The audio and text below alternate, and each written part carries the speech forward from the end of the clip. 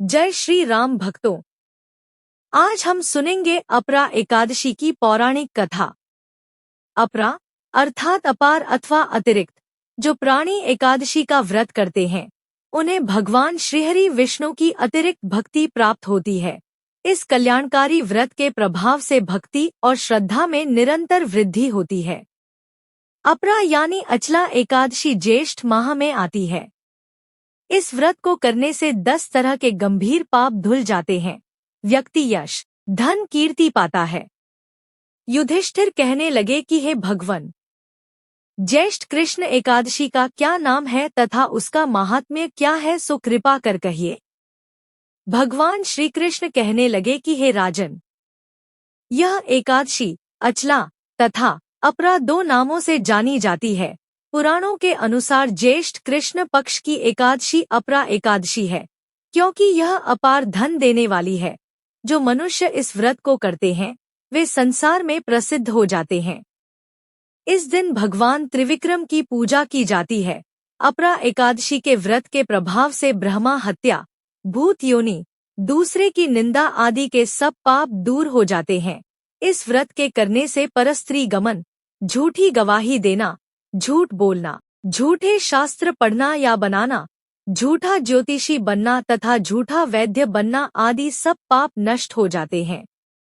जो क्षत्रिय युद्ध से भाग जाए वे नरकगामी होते हैं, परंतु अपरा एकादशी का व्रत करने से वे भी स्वर्ग को प्राप्त होते हैं। जो शिष्य गुरु से शिक्षा ग्रहण करते हैं फिर उनकी निंदा करते हैं वे अवश्य नरक में पड़ते हैं, मगर अपरा एकादशी का व्रत करने से वे भी इस पाप से मुक्त हो जाते हैं।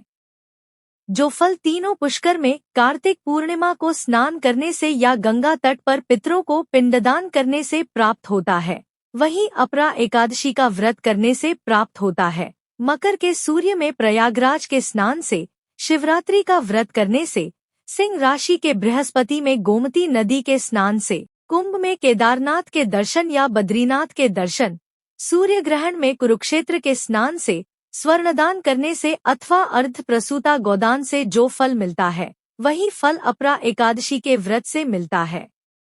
यह व्रत पापरूपी वृक्ष को काटने के लिए कुल्हाड़ी है, पापरूपी ईंधन को जलाने के लिए अग्नि, पापरूपी अंधकार को मिटाने के लिए सूर्य के समान, मृगों को मारने के लिए सिंह के समान है।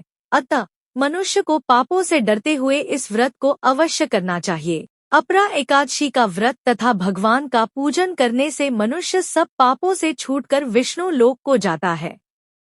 इसकी प्रचलित कथा के अनुसार प्राचीन काल में महिध्वज नामक एक धर्मात्मा राजा था। उसका छोटा भाई वज्रध्वज बड़ा ही क्रूर, अधर्मी तथा अन्यायी था। वह अपने बड़े भाई से द्वेष रखता था। उस पापी ने एक दिन रात्रि में अपने बड़े भाई की हत्या करके उसकी देह को एक जंगली पीपल के नीचे गाड़ दिया। इस अकाल मृत्यु से राजा प्रेतात्मा के रूप में उसी पीपल पर रहने लगा और अनेक उत्पात करने लगा। एक दिन अचानक धौम्य नामक ऋषि उधर से गुजरे। उन्होंने प्रेत को देखा और तपोबल से उसके अतीत को जान लिया। अपने तपोबल से प्रेत उत्पात का कारण समझा। ऋषि ने प्रसन्न होकर उस प्रेत को पीपल के पेड़ से उतारा तथा परलोक विद्या का उपदेश दिया।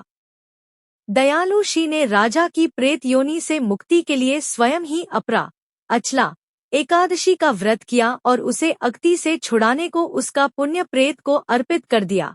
इस पुण्य के प्रभाव से राजा की प्रेत योनि से मुक्ति हो गई।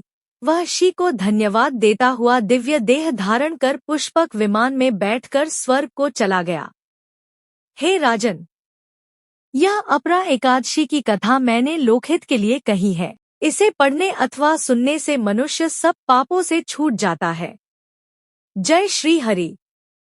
आप सभी को अपरा एकादशी की हार्दिक शुभकामनाएं।